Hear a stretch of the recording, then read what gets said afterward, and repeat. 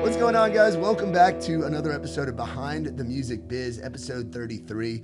I'm Matt Burrill, and today we're joined by a good friend of mine, somebody that I've gotten to work a little bit with over the years. She is a queen of radio promotion, has been in it for 20 years, spent a lot of time at Duncan Promotions with the Jerry Duncan Promotions team, Duncan Music Group, and now she is the director of secondary promotion for Big Loud Records. We got our girl Lisa Smoot with us. Thank you for doing this, and go Tigers! Go Tigers! I know. I know, like we said when you got out of the car. I know that you love me and want to do this because Memphis is in their the AC tournament right now.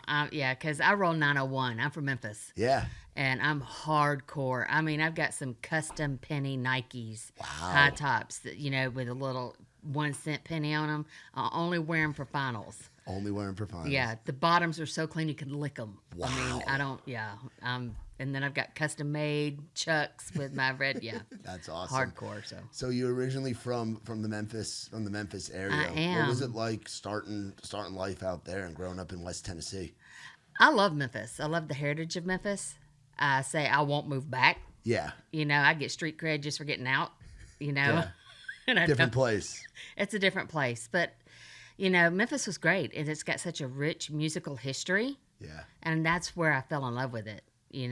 Going down to Beale Street when I was 18, trying to sneak into bars to, listen to the great music. And it's kind of like where blues mixed with country, mixed with rock. I mean, look at Elvis. I mean, Memphis is amazing. Yeah, and to see that's one of the early mega record labels of back in the day when the mega studios was Sun Records. Yeah, Sun. It started in part of that. So much of what we have today comes rooted in Memphis. I know that sound, and I was on the way over here. I was thinking, man, they don't call it's Memphis in May, and they don't call it Beale Street Music Festival anymore.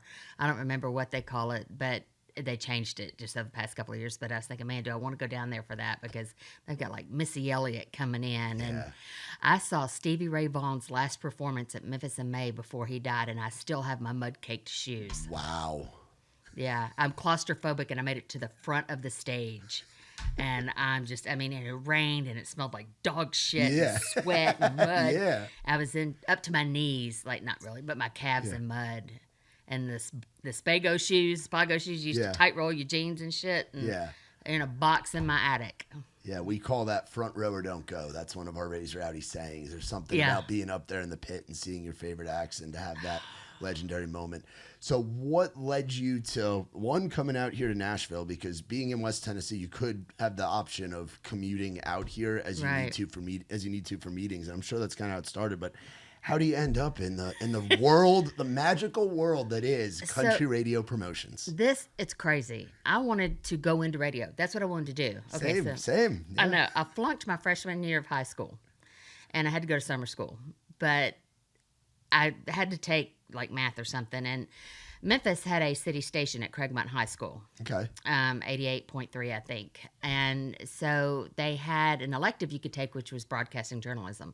My grandmother's like, you're going to take 2 classes because I'm not dropping you off for 1 and coming back to get you. I'm like, great. And I fell in love with it. Yeah. Absolutely fell in love with it. And Henry Nelson was my teacher, and he's a huge, radio personality in Memphis. And so, long story longer, the news girl didn't show up. Yeah. And I was the only one there. They're like, you're doing news. And this is old school, AP print off, and you had to write it down and everything. And I did it, thought I was great. I was so happy with myself. And I walked out, and this old bastard that ran that station, he was like, you'll never make it in radio. You're female and you're too nasal. I was 14.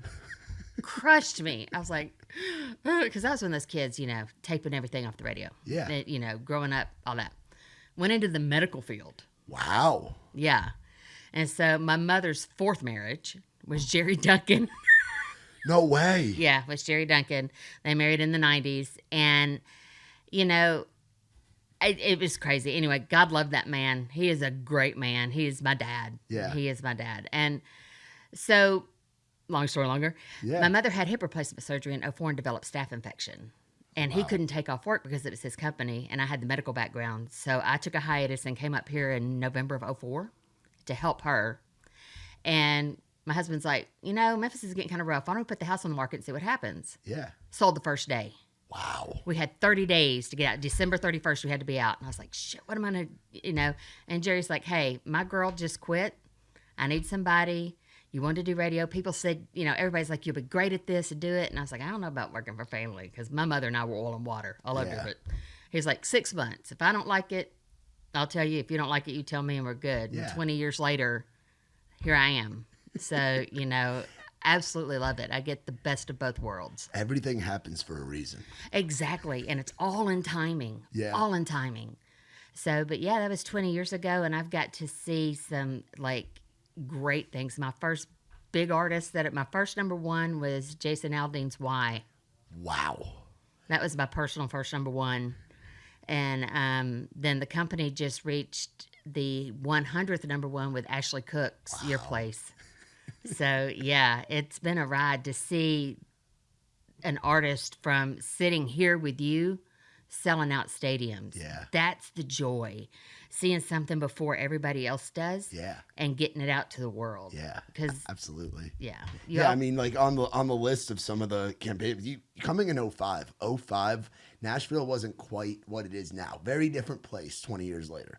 Oh, I know. But the music and the artists that were breaking in the mid 2000s, that's where you have your rise of your Aldeans, your Mirandas, your Carries, your Blakes, your Luke Bryans. That's all bubbling up around that time. Exactly. And so for you to have the Jason connection, that's awesome. And then I know you've done stuff with like Blake, Brad Paisley, Tim McGraw was a monster at that time. Toby in the heyday of the Toby Keith era. Oh, yeah. Martina McBride. You got to be a part of that chapter. And then it transitions in 2012 with the bro country stuff. And then it starts going boom. From there. Yeah. I remember the day that Seth England and Craig Wiseman brought in Tyler and BK to the office to play this song for us called Cruise. And, they sat in the office and I actually had it on my phone, the video of the acoustic version of Cruise for years until I dropped it off a ski slope. I didn't have it backed up to the cloud and I was so pissed. But I've made 2 predictions in my 20 years. Yeah. The first was after that meeting with Seth and Craig, I looked at Seth, I said, they'll play Madison Square Garden within 5 years. I was at that show in Madison Square Garden. It was on Valentine's Day. Yeah. I was there. And then my second prediction, I told Morgan and Seth and Kevin Neal at WME, I said, Whiskey Glasses is the song that's going to break Morgan. I've got 2 to my credit in 20 years. So I've got another one coming. I've got there's something I need to predict to the next 10. So, but just to see that, like when Morgan played Nissan, I cried like I had given birth to this boy. My husband's like, "Are you okay? You have a migraine?" Which I was like, just to see him, and just up there, just doing his thing. Man, that's the gratification that I get, is just being able to see those beginnings. Yeah. Yeah, that's what we pride ourselves out with Raise Rowdy. We've become like an incubator, like entrenched ourselves in the scene. And the scene has always been so important here in town, whether it's what Ward does with Whiskey Jam or what Big Rob used to do with Revival or Randy McFadden with Threesome Thursdays, or now like guys like us or Mark Addison Chandler with Grinders. There's so many different like events where you get to watch these kids come up. Yeah, and exactly what you're doing. Yeah. I actually made it to a show over at Duck Blind. Yeah, Will Wright was playing, JD Wise, Hudson McCready, the next kid out of East Tennessee. I know, and it's crazy because I met Will at a show in Lexington, Kentucky, and it was a Riley Green, Chase McDaniel show because I worked with Chase McDaniel before he was... Chase. Love him. Oh, what a that's great my guy. boy. I love that kid. Auntie Lisa loves him. Yeah. So, but met him at that show.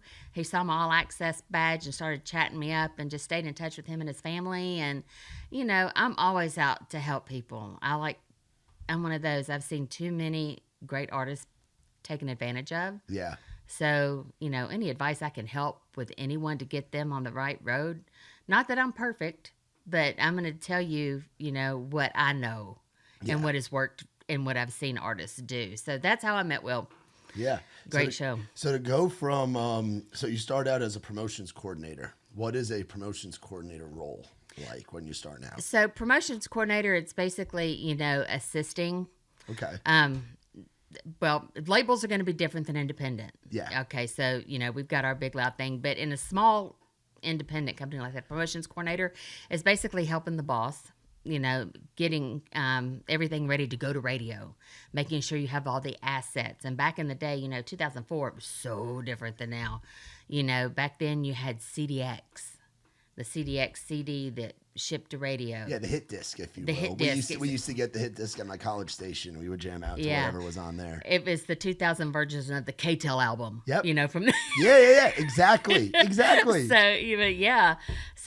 getting all the assets ready and getting them over to CDX and getting it out to radio, and then just, calling the stations and saying, hey, we've got this new artist, Jason Aldean,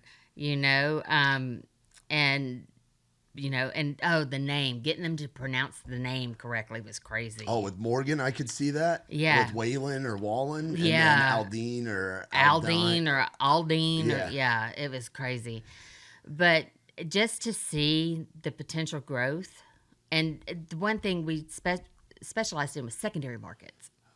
Okay. Yeah. So when you think of like promotions and charts, everybody wants the big chart, media base, aircheck, media base, monitored, billboard. And we worked the outliers. So we didn't really have SIX. We would have like WCZ in Carthage, Tennessee. Yeah. Or like stations in Jackson or Dixon. And those are the stations we called. So it would be a grassroots effort. So as a promotions coordinator, I would, kind of line up these stations to call and started a grassroots effort and just blow it up. I mean, that's what we did with like, Oh Brother, Where Art Thou? We started the Saki Bottom Boys at non-reporting stations. I'm talking 400, 500 watt stations. Same thing with Three Wooden Crosses. Wow. Those started and just blew up. So it's just getting everything coordinated and ready to go to radio and, hoping and praying that you're doing enough work behind a single to help it push out to the masses. Yeah, and then getting the bigger markets to pick it up. The bigger markets to pick it up. Yeah, because I think with like FGL and Cruise, we worked that single. If I'm not mistaken, we had it top 20 before, Republic even stepped in. Which is crazy. Which is nuts, yeah. So that's gratification. Yeah. My gratification is helping people reach their dreams and their achievements. Yeah. Jerry always used to say, when we take on an artist, we have their dreams in our hands, and it's up to us how hard we work along with their product and what they're doing to help them fulfill that and to reach the masses. Because everybody remembers the first time they heard a song, whether they love it or they hate it. Yeah. So just knowing that you have that kind of impact and making sure you do your job to help support that. Yeah, that's wild. And then you did nine years as the director of promotions. 9 so you years. get the director title. I got the director title. I think that was more of a, Jerry was like, I really don't have the money to give you a raise, so here's a title. No, I'm just kidding. Yeah. But yeah, director took on a little more role, just kind of worked in the coordinator, kind of hired someone, trained them on that. And the director, went out on the road with artists to stations. So you're on radio tour. I'm on radio tour. What was that like? It was an experience. That's when I finally came to Jerry and said, no, from now on, they have a trial in office. We bring in, somebody, a local radio guy, to do a mock interview because there were a couple of artists. I was like, dude, you cannot go in smelling like a bag of weed. Yeah. I'm sorry. Yeah. I mean, back in the day, that's fine. And I mean, I don't care because I'm right there with you. Yeah. But yeah, and you have to understand it's a job interview. Yeah. When you go into these stations, you can't just wake up out of the back of your van and roll in smelling like, 4 days ago. Yeah. And so trying to condition new artists that really don't have that experience with radio, I had the worst one ever was this woman. I call her it. She just thought she was it, and she was late to everything. And she showed up late. Luckily, I wasn't on the road with her. Let me just say that. And she showed up late, and she was mad because they wouldn't see her. And she went in and said, no, I made it here. You need to see me. And dude's like, no. And he called me, and I just was like, no, you got to leave. They're on a time clock. Yeah. This is a job interview. You're fired. Yeah. But then, we've had some great ones. I went with Chase McDaniel out to WOOZ in Carterville, Indiana. Indiana, yeah. Yeah. And it was great. I mean, great show, but he's the ultimate professional. Yes. So, and and I his love story's unlike anything else too. And that's the thing is you get to develop the artist brand to the program directors, to the OMs, the PDs, the brand managers. Exactly. And that's a huge thing. That's just as big. You're building fans with the people who control how much they're getting heard in that town. Exactly. And that's another reason I love my medium and small markets. I will die on this hill that medium and small market is so viable because they have more freedom to play more artists. Yeah. And, you could, okay, I'm going to use Chase as an example. Let's say, on the road with Chase and, he could headline a tour at WOOZ or he could be like support for something in St. Louis. Yeah. It's going to be about the same amount of money, but he's going to have all those people at WOZ there to see him and see him only. Yeah.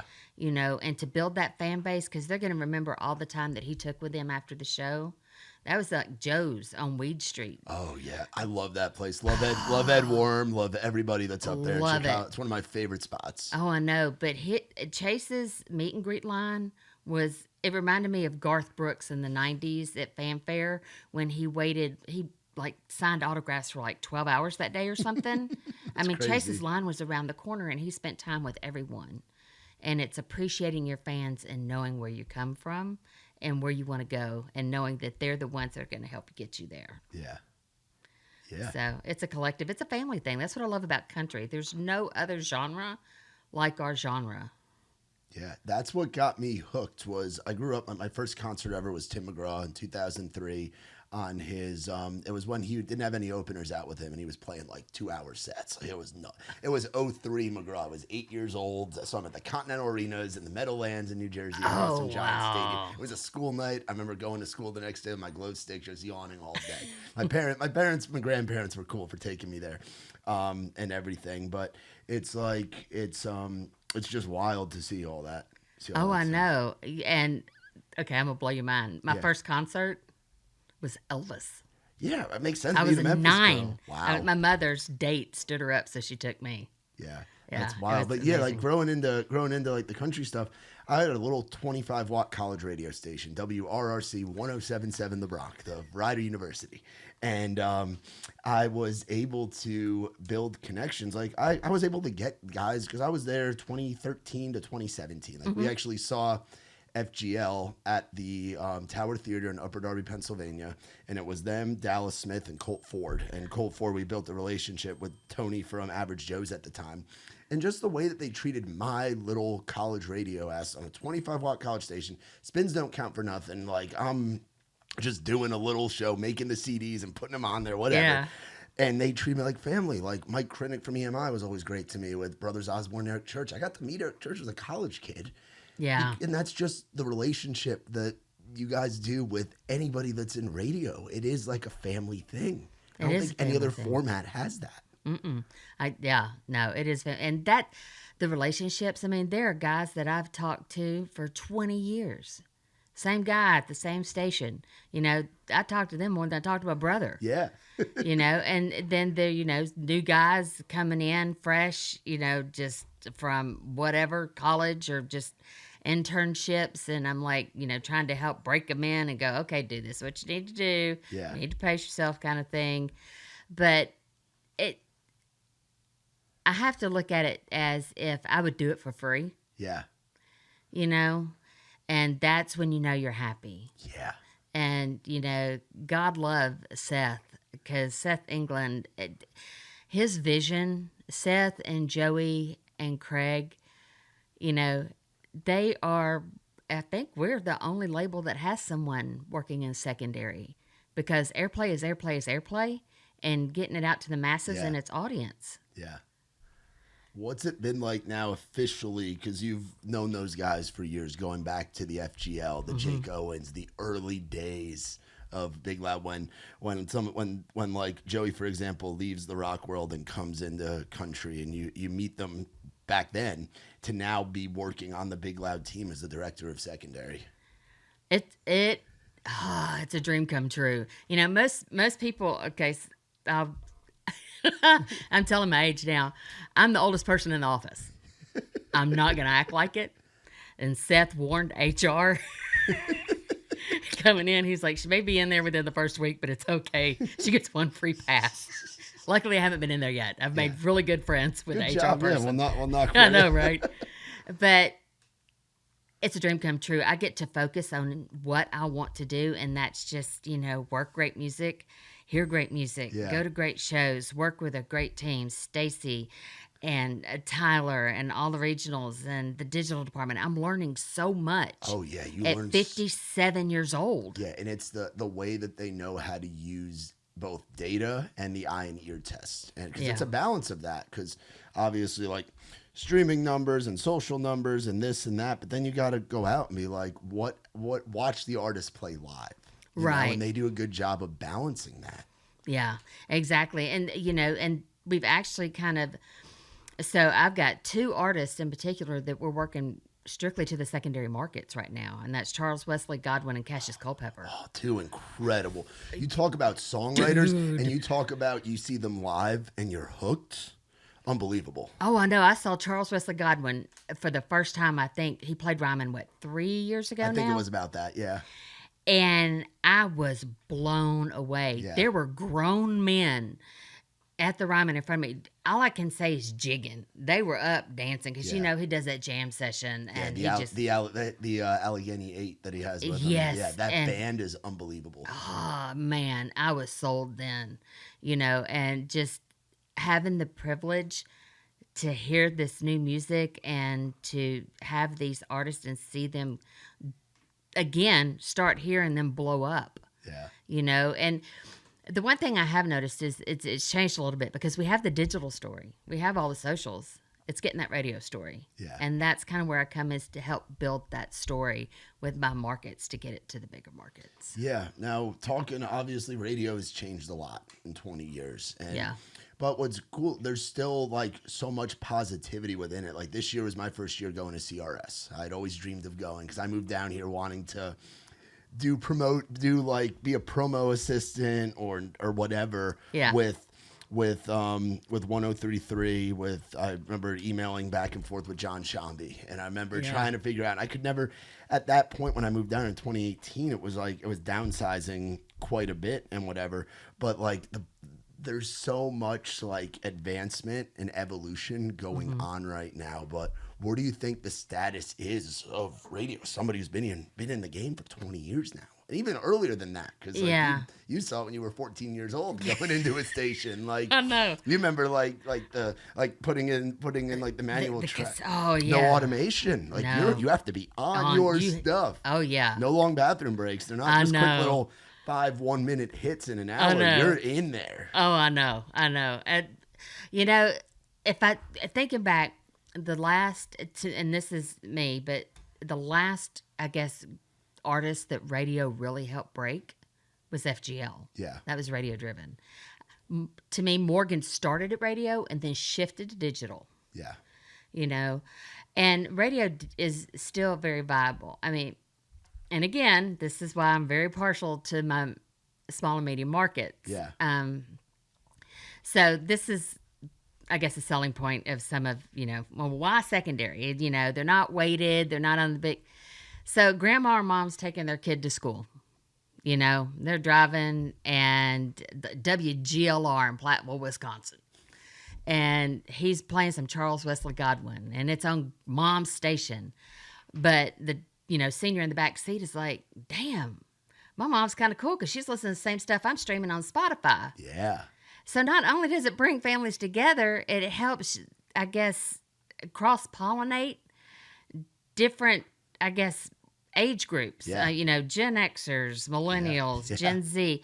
So there's a reason for these stations out there. They're local, you know. The hyper local part of it, because nothing against the big guys. No, that do nothing the against the national big stuff. guys at all. Nothing against the nationally syndicated guys and girls are there for a reason. They're really good at what they do. They are, and that's why they're where they are. Yeah. And they're great markets, and they've got smaller stations that I call in different cities. Yeah, where they're still on, but there's something about hearing so and so that's living in that community, that's at that club show or at that honky tonk show, Yeah. or making an appearance at that local festival that's happening in, say, like La Crosse, Wisconsin, or something like that. There's something about, for the listener to on-air personality relationship in those markets that's so strong.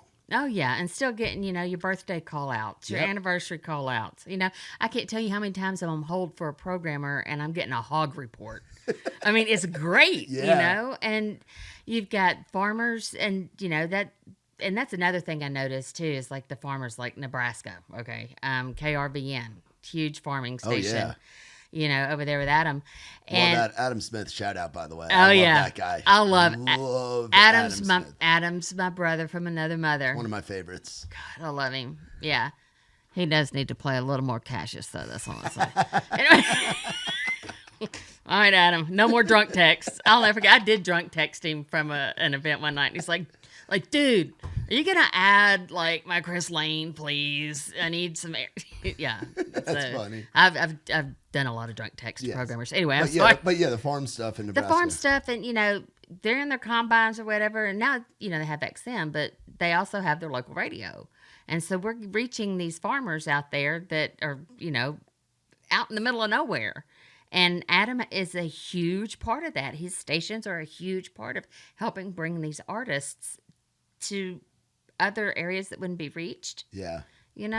Yeah, to the remote areas, and then does a great job with shows in Kearney, Nebraska. Oh, yeah. And that's a huge thing, too. I think radio translates to tickets. Yes. Big time. And that's a huge thing. And that's part of what I've done is getting, there's something about tying in a station visit or a giveaway or a phoner or a meet and greet or some kind of experience, especially you talk about the secondary markets. Mm-hmm. You go to a show in Manhattan, Kansas at the Hat, and it's like there's something about working with that local station, and it taps you into that market to where you build that fan base, and then that fan base grows and grows and grows, and then they're driving out to Kansas City or wherever to come and see you on the bigger show as you grow.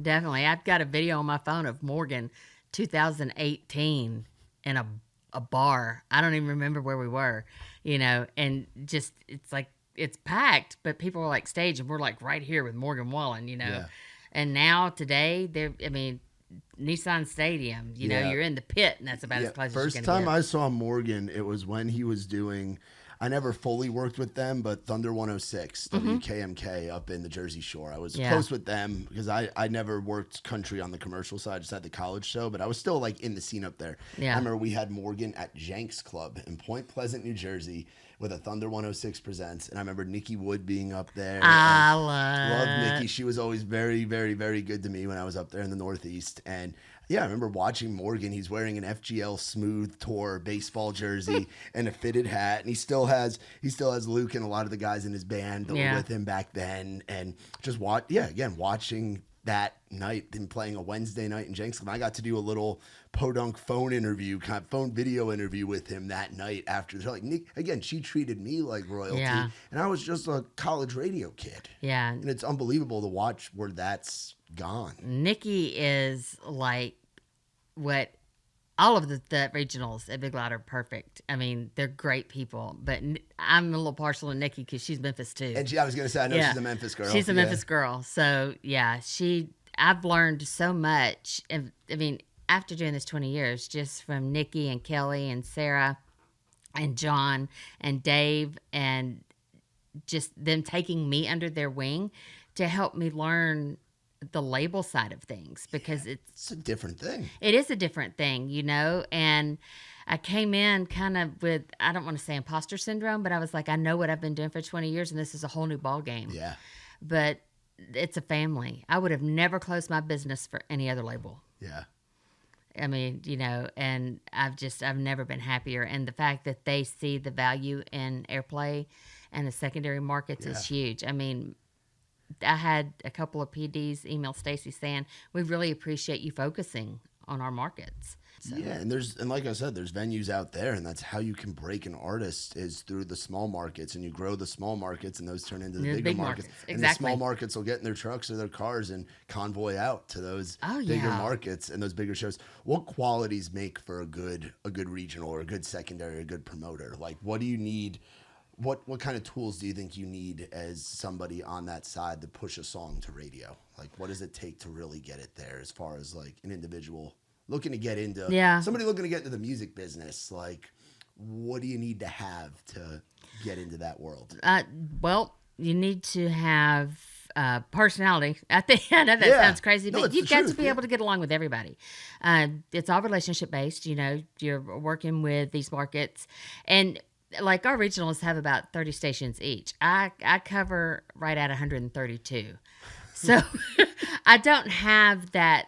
I have a key relationship with a lot of my programmers, but not like they do. Yeah. You know, and being ready to, you know, get out there and tour with your artist and taking them to radio and doing the meet and greets and knowing your stats and knowing their history and, you know, knowing what's going to work for that station that you're with in your region. So it's a whole different world because most people, you know, go from working at a label and then running their own company. I went from running a company to a label. Yeah. So it's been a learning curve, but just teamwork, knowing your shit, and getting out there and hustling. Yeah. I mean, the one thing about the Big Loud promo team is they hustle. Yeah. They are on it. Did I answer that question? Yes, I feel like I rambled. My ADD is kicking in, dude. I have it too. So yeah, I think radio is radio and promotion are the perfect things for people with ADD. Yeah. Yes. Oh, that's why I've always felt at home. I wanted to go into sports, and then the reason that I got into the music stuff was one, because I loved it, but two, the relationship. I just felt at home, like, because it's again building the relationships with people. How important is it to have a good relationship with your artists that you're pushing? Because I feel like that's a big thing when you're connected to it. Yeah, you're gonna push that much harder. Oh yeah, you're gonna push that much harder, and that's one thing I can say about artists. One thing I've noticed is our artists are out there to work. Yeah. And they have a relationship with every regional because each regional is taking them out to their different shows. But knowing how it's just like family, kind of, it's like I would treat my mom a little different than I would treat my dad, knowing what my dad needs versus my mom. Yeah. And knowing, how to transition between that, how to help, Ashley cook with what she needs on the road, or, helping Cassius Culpepper with what he needs on the road. So it's knowing the individual and what they need and how to multitask and how to get done what needs to be done when you're in a crunch and you may not have those assets. Thinking quick on your feet. Yeah. I feel like I'm rambling now. No, you're doing great. This is exactly why I wanted to have you on here. You're dropping knowledge to the people. I don't know about all that, but I'll try. You are. No, you are. What are some of your things that you're noticing as far as like trends in Nashville? Because the sounds like the genre is all over the place right now. And you see it especially at Big Loud because and everything's working in its own lane. Like the Cassius Charles songwriter, borderline Americana stuff can work, but so can your Ashley Cooks of the world. So can your Ernest. Of course, Morgan's a trendsetter. Hardy's a trendsetter. Like you're seeing like what Ern's doing with his Cadillac guys. Like it's cool to see. But what trends are you seeing and like most excited about of like the kids that are coming up right now? The kids that are coming, and this is going to go back to the songwriters round at the Duck Blind. It's like they're growing up, so they've got all this collective like music genres that they're growing up on. Yeah. Like Chappelle Roan. I mean, yeah. Did I say her name Chapel right? Roan. Chapel. I'm thinking Dave Chappelle. Dave Chappelle. I get it confused. Look, I'm from Memphis, so I'm thinking it's spelled the same damn way too. That's what's funny. Tomato, Chappelle. Yeah. Yeah. Chapel Roan. Yeah. Yeah. Shelby. I'm sorry. God. Anyway. Yeah. This is what I get for smoking too much weed back in college and for getting high last night and not getting enough sleep. Anyway. Hey, I do the same thing. But they have so much exposure, these new songwriters coming up, and so the trend is it's a fusion. They're not going to do like the Americana sound, like the Sarah Farrells or Benjamin Todd's. And then they've got, the Morgan influences, and they got the Riley Green influences. And it's just a mosh pit of just great sound and great music. And I'm just excited to see who comes up with the next, I guess, big thing, because you had, the bro country thing. And then you had like your kind of Americana thing come up. Who's going to be like the next Stapleton or, the next FGL or the next Aldine or the next Morgan? Yeah.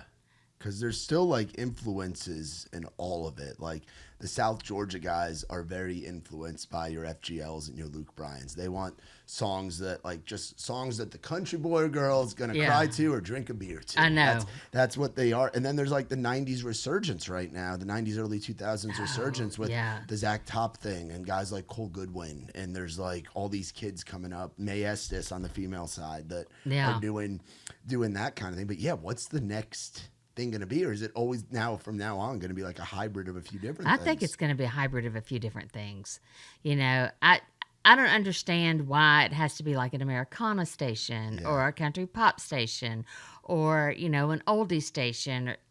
Let's just blend it all in. Yeah. Because if you look at playlists, Spotify playlists of people, they don't break it down by 90s country, 2000s country, or whatever. I mean, my playlist goes from Dre, Kumo D, Bone Thugs and Harmony, Celtic Lullabies, to Morgan, to Charles, Wesley Godwin, to Sierra Farrell, to some random dude I just learned about last week. I don't even know his name. Yeah. It's about the vibe of music and the music speaking to people. So I think it's always, I think it's going to merge more. I think you're going to see a little more open playlists on radio. Yeah. Even big corporate radio, because, Zach Top, that's very 90s sound, but they're blending it in. Yeah. So that excites me. It does. It excites me. And, what excites me is the fact that we have so much out there that is untapped. Yeah. Like the guys that your songwriters around. I mean, I want to see them in like 6 months, in a year. Oh yeah, that's what I love. If it were up to me, I'd have those kids every week because they're so damn good. Yeah. But I love spacing it out because you want to give other people a shot to play and mix it around and everything. But I have those kids back. Like I have Will, JD, and Hudson come back in like a few months. They're growing that much more into their sound. Those kids are so young that they're just scratching the surface, but the surface of what they can do. And it's like, it's so cool to watch that grow, because you'll have somebody and then 6 months later, they're like, oh, they're figuring out what their sound is. Yeah, and what that next crew is going to be. Like your Ernest, Hardy, Morgan crew and all those guys. Oh, there's so many crews coming up right now. And that's right now the trend because Nick and I get asked all the time. Like we're very much like different labels or folks will come out to us and say, hey, what do you see? Because we're literally the boots on the ground. We're doing 10 damn events a month, and we're going to shows. Like we see a kid we like playing at the Basement or the End or Basement East, or we're buying the tickets and we're front row and we're watching. Like we love just going to shows too. But there is the females 25 and younger right now. There are some bad bitches. They got attitude. They're learning from the Ellas, the Meg Maronis, the Ashley Cooks, like people they're writing raw lyrics. They're badass on stage. Like there are some the females right now are something that we're seeing. Where powerhouse vocals, incredible storytelling. So it's like that, and it's cool because a lot of them are friends. So it's again like a crew. It is. That's kind of, I saw like Haley Witters and Lauren Watkins are two of my favorite females coming up. And then I love Sierra Farrell. Yeah, again, unbelievable. Yeah, and Brittany Spencer. Yeah, oh yeah. Again, the voice is undeniable, and it stretches. Oh, I know. It's like blending the country and the gospel. I know. Yeah. I mean, it's just, it speaks to the soul. Yeah, it really does. Everything speaks to the soul, whether you like it or not. It could be one of those days when you have a really dark soul, and you're like, fuck it, I don't like this. Or it can be a day when you're having a really good soul day, and you're like, I'm digging it. Yeah. Something you never thought you'd listen to. Yeah, that's wild. What would you tell the girl that came out here to help her mama when she was 20 years ago? And you look back and now this journey that you've been on, and you go and help out Jerry, and you do your thing, and you're figuring it out, and kind of that extra hand in the office to get stuff done, to now having this role that you have with one of the biggest, coolest labels in all of music. What would you tell that girl that's starting on her journey? Don't take life too seriously, which I never have. You know, go with your gut. Your gut's never going to lead you wrong. Yeah. Your gut is Amen. Your instinct. I always say that. And always be honest with someone. I mean, that's the one thing Jerry taught me is all artists. I mean, I've heard him tell artists, you're going to be better off going to Vegas and spending this money on a craps table than putting a record out. You're just not there. So learning, always being open to learn. Yeah. You know, don't take it too seriously. Work your ass off, and you're going to get to see the fruition of everything come your way. Yeah. And also, you're going to be able to see the careers of people that just started out with, you know, a guitar in an office just blow up. And you're going to have that satisfaction of knowing that you had that little minute part of bringing that to everyone in the masses of the world. Yeah. But yeah, and just, you know, surround yourself with good people. Yeah. And networking. That's a huge part of it. Yeah. If you go with vibes. If it's not a good vibe, turn around and walk off. Yeah. You know, but surround yourself with good people and network. Yeah. And you'll start seeing, and you'll notice it today, you'll see a lot of the same people in the same areas. Yeah. You know, those are the people you kind of want to be like, oh, okay, I'm noticing this, you know. I mean, I met you through, you know, Trey and Lance. Yeah. And now we're here, and, you know. And then you popped out to one of our events about a week ago. I know, and I was like, oh, shit, hey. You're like, oh, you're hosting tonight. And I'm so glad you are. Yeah, it worked out. It worked out really well. I got to ask you a Memphis question, because you guys are one of the barbecue capitals, and I've been to both places, and I love them both.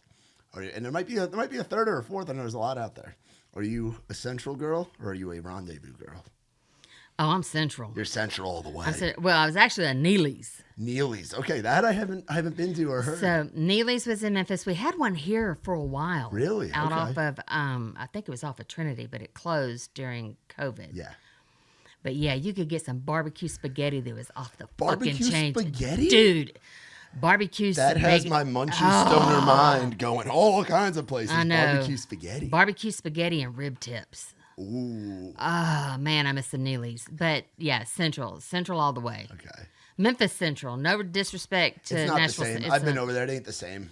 That's not the same. It's cool that it's here, but it's not the same. It's yeah, not but the my accurate family, whenever I go back, we try to get together and hit up Summer Avenue and Central Barbecue. Yeah. Yeah. Yeah, the first time I went out there was I helped out with my buddy. I was helping my buddy Ethan at the time, and he was opening a show for Frank Foster. Yeah. We were at Minglewood Hall.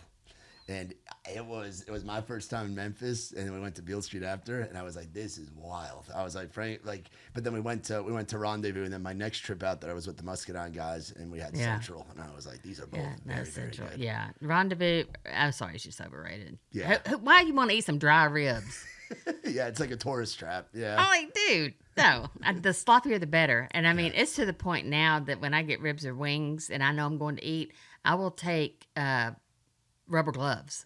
Yeah, because you have to be wet. They give you the wet naps for a reason. Yeah, but no, I won't, because I will get it all in my fingernails. And Yeah. yeah, people look at me crazy because I got like on these blue latex gloves. But yeah, No, it's a you got to fight. be prepared. You're a pro. You know how to do it. Yeah. You're a Memphis girl. You got to leave it down to the bone. Yes, you know how to eat ribs. Yeah, that's like tua for ribs. You got to get it to the bone. Where are some of the spots that you like going in Nashville? Because you've been out here so long, and you've seen this city grow, and you've seen different areas come up. Like the Gulch wasn't the Gulch 10 years ago. 12 South wasn't 12 South. Like Midtown was a very different look. There used to be a damn Shoney's across from Tin Roof. Like, Oh, I know. Very different place. I mean, everything's changed because back in the day it was a tin roof. Yeah. I mean, that's where we went for lunch.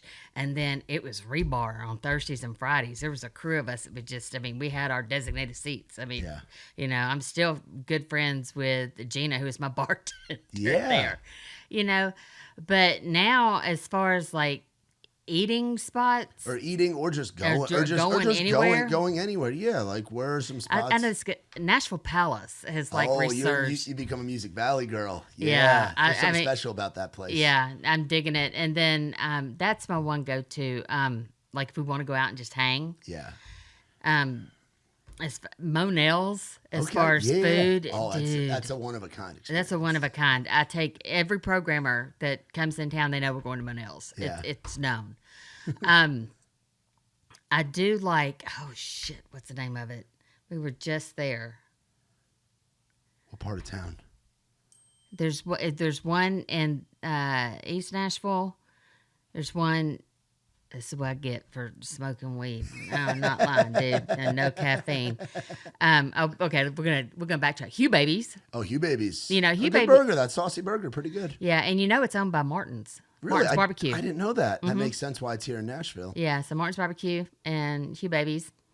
And Duck Blind is one of my new favorites. It's a cool room, and It's a cool room. And we're loving being there, and the way that they connected it to Losers, so they bars feed each other, Oh, I and know. us getting to be in there, and it's like the people that just pop up in there.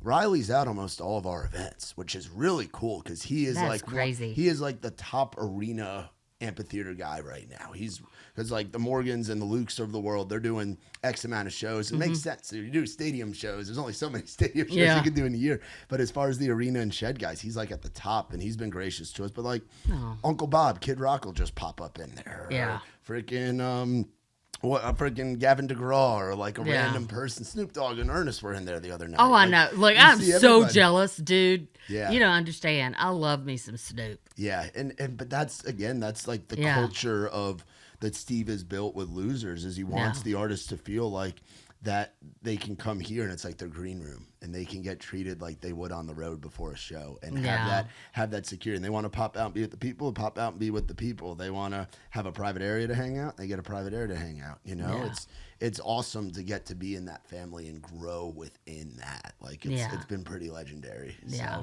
So appreciate you. All the phones are going off now. I know. That's what happens when you link your phone to your computer. Everything just goes off. I know. I'm dinging. How like- busy does your phone get doing what you do? Well, actually, it gets pretty busy, you know, with programmers calling. And I did the 2 lines on one phone with Verizon. So I've got a business line and a personal line. Yeah. And, it's like I've got to keep up with text messages from both. Yeah. And it's just, it'll ding. And it becomes close to a 24-hour job. Like there It isn't when does. especially when it's like pushing season. Is there a time of year where songs tend to do better? Like I know everybody says that like summer is country season nationwide. And this is like my real, I guess, first summer at Big Loud. So yes, it's starting to get busy. I was always fall.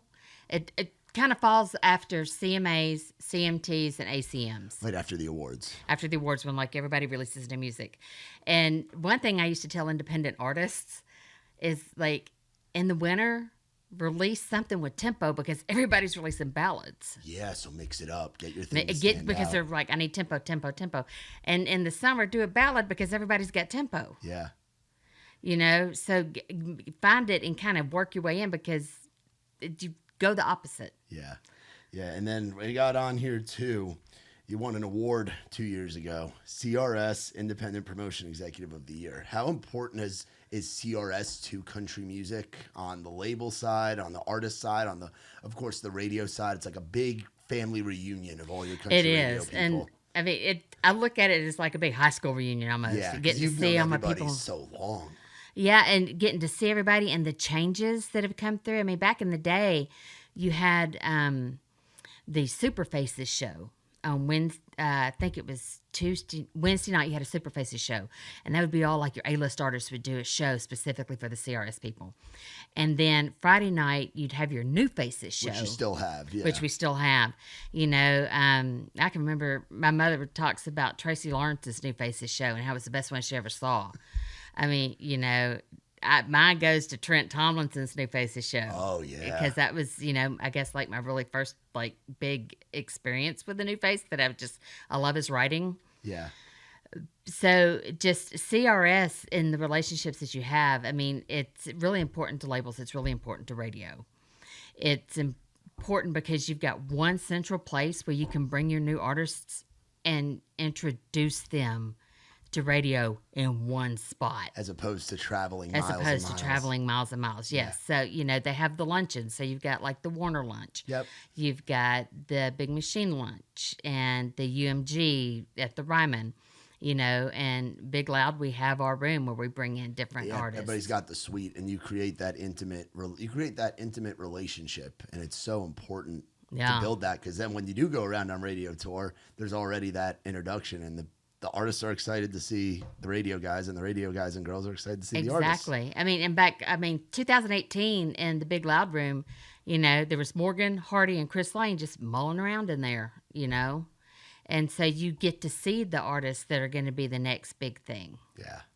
And radio loves, it's a party. Yeah. That's what it is. Oh, the radio folks know how to party. I learned that early on. Oh, yeah. You've got to pace yourself. I learned that. It's like every other year. It's like the odd years, I end up really sick, like with COVID or the flu or something.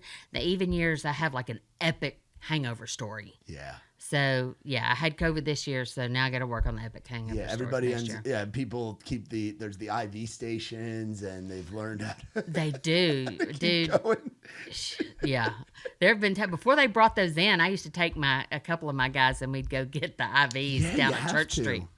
You have to. Yeah. And it would be to the point, like, I would always save my Phenagrin from when I was like really sick or something, and I'd like break it and take a quarter of it the night before of a big drunk, and I was fine the next day. Yeah, keep your CRS supply. Oh yeah. You need it. Yeah. So you talked about the Big Loud roster's incredible on all sides, and you mentioned like Charles and Cassius and Ashley, who are some folks that like you're really excited about at the company right now, because you guys have Morgan on there. You have that. Yeah. The Morgan, Hardy, Ernest tree, which is cool for you and for Seth and everybody, because one, it's awesome to be up there and have that caliber of artists, but for those guys to have grown within the company under Craig, under the old FGL days, like it's all like a tree coming down.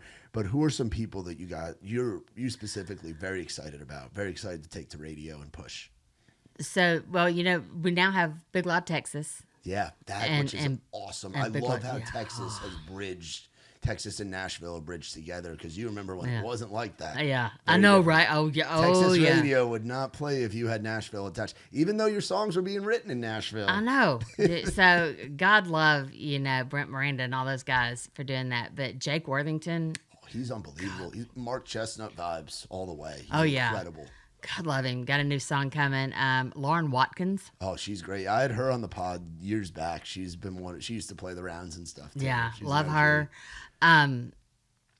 Dog Park is one of our rock artists. Oh, yeah, you get to experience the rock thing. You guys are early on the rock imprint. Yeah, and Stephen Wilson Jr. Oh, Cuckoo! Yeah. I'm sorry. Unbelievable.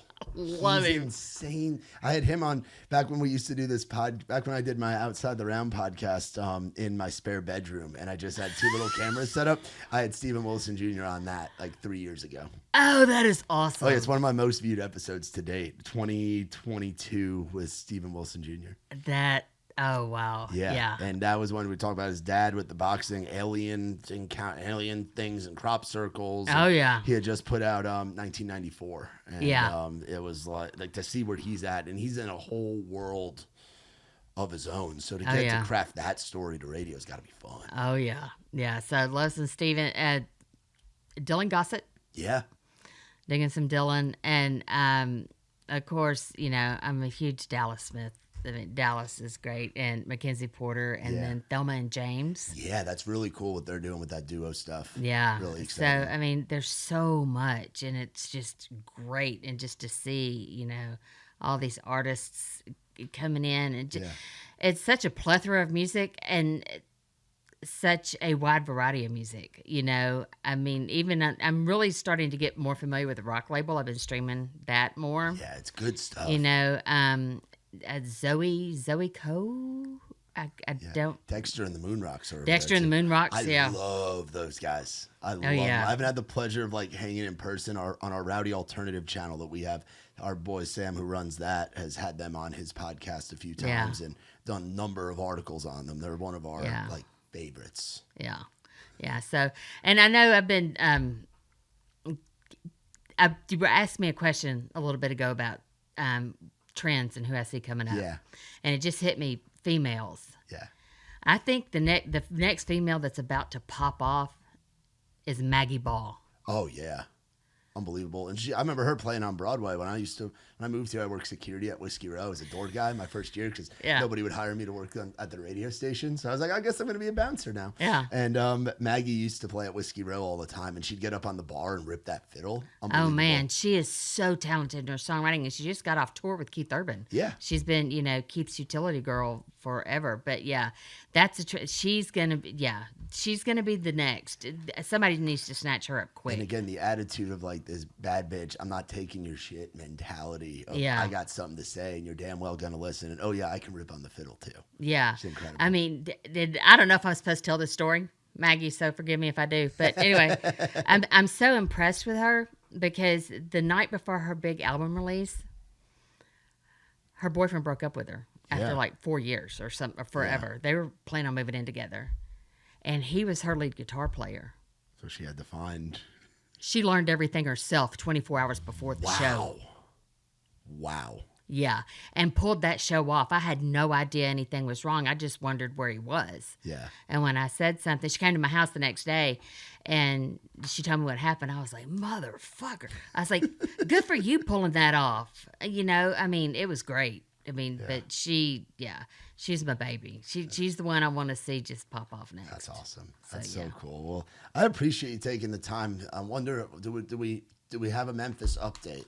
They were up by 8. I wanna check on this because it's a big deal, and I'm hoping I'm gonna cry. I'm not gonna cry. It's a good day. It's gonna be a good day. It's gonna be a good day. Did the Tigers pull it off? Well, I need it final today. Oh, we pulled it off by 3.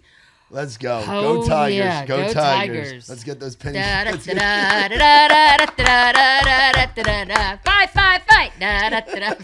Hell yeah. I love it.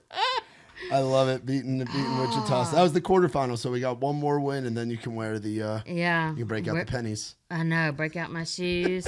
I know. Damn. Yeah, I'm excited. Awesome. So that's good. That's awesome. Good Lisa, day. I appreciate you so much taking the time to come out here. No, thank you. I appreciate Tennessee. it. And I love it. And it's so cool to get to make connections with folks like you, because I've always dreamed of being on the radio side, and that's what got me into this. And same with you. And then the years of doing promotions and the years still doing it now, to be at a label like you are and doing what you're doing. It's so cool to watch your story evolve, and just to hear all the stories of all the years of breaking out, watching Aldine with Y, watching Morgan hearing FGL Cruz in The Office. I know. It's legendary. I've been really privileged, and I wouldn't give anything for it. And it just proves that you're never too old to do what you love. Yeah. And you're never too old to learn new things. Yeah. Amen. So, yeah, just get out there and hustle. Look, I can't drop it like it's hot, but I will work it till it's warm. I will get my one good leg with my one good knee. Amen. And work it until I fall out. Amen. That's a campaign slogan right there. I'll work it till it's warm. That's right. Hell yeah, that's great. But big thanks to you for coming on here. No, thank you for having me. Thank you. We're trying to grow the music business pod part of it, and we're about 30-something episodes deep, and we've had you're one of our first like radio world people that we've had on, so it's really cool to hear all your knowledge. That's a lot to lay on me now. No, you laid on some knowledge. I don't know about all that. No, you did. You did, and such a good hang. And anytime we can do anything on the Raise Rowdy side, we're always down to work with you, sis. We appreciate you. But thank you. This has been great. I've had a lot of fun. This is like living my dream, getting to be on the radio on a podcast. Got you on the mic. That's right. Hell yeah. Well, shout out to our girl Lisa Smoot for coming on, and go check out all the big loud artists. And you're in a small town, call up your radio station and tell them to play some Charles Wesley Godwin, and some Cassius Culpepper, and some Ernest, and some Stephen Wilson Jr. All the good stuff. Yeah, all the good stuff. All the good stuff. But you guys can find out more. Where'd be a good place if somebody did want to reach out? Would it be the email? You can. If there's just people that have questions, I like to offer that. Yeah, use my. I'm going to give my personal email. Oh wow! And then Yeah. So yeah, it's really easy. What is it? It's Married to Smoot. MarriedToSmoot @gmail.com. Married to Smoot @gmail.com. If you are interested in getting in the radio promotions world or want to ask any questions or want to have a good time in town and know where to get your barbecue at. That's right. And I'm on all socials. It's all Married to Smoot, but not my TikTok because it was hacked yesterday. Oh, no. Yeah. My TikTok got they changed my phone number, my password, my log. Yeah. Oh, no. Yeah, that's okay. But my Instagram's still good. So, but yeah, Married to Smoot. Can't miss me. Married to Smoot. If you have any questions about the radio promotions world or just life in general, Yeah, hit up our girl, anything. hit up our girl Lisa. Yeah. And for more on us, visit raiserowdy.com. Shout out to our friends from Surfside. I'm going to send you home with some of them Yay, Surfside I'm teas excited. where you can drink. We have the green teas and the regular iced teas and all of that stuff. And we're going to hook you up with some hats too, or you can take some okay, hats but with now you. we won. I'll swap my hat out. There you go. You got the good luck. Yeah, Good luck in there. So good deal. Thank you guys as always for watching. For my girl Lisa, I'm Matt Burrill. This has been Behind the Music Biz.